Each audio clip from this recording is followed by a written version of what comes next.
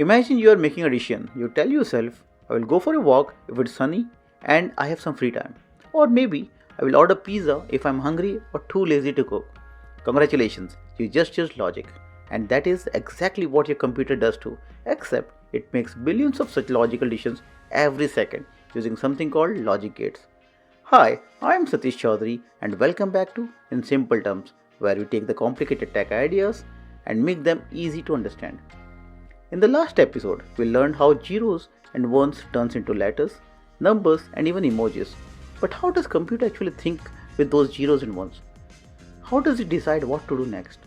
That's where logic gates come in, the tiny electronic building block that lets computer make decisions.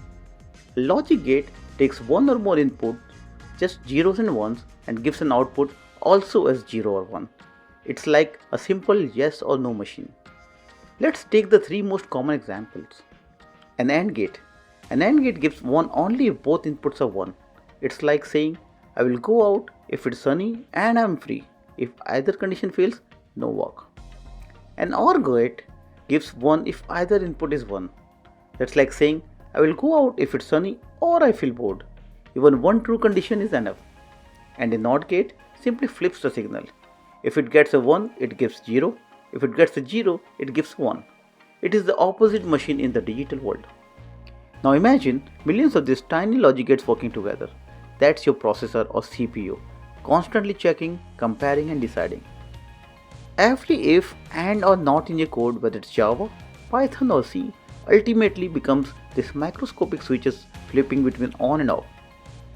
They are the true brain of your computer, performing billions of decisions per second with incredible speed and accuracy. And the best part? Logic gates are not just in computers. They are everywhere, in washing machines, elevators, cars, and even traffic light. Anytime something makes an automation decision, a light turning on when it's dark, a fan speeding up when it's hot, logic gates are silently doing their job. So the next time your phone auto-corrects a word or your laptop suggests the next step, remember, when all that intelligence are tiny gates of logic flipping between 0 and 1, making sense of the digital world one decision at a time. In the next episode, we'll see how computers remember, how they store those zeros and ones even when the power is off.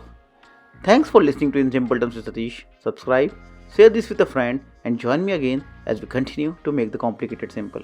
Thank you.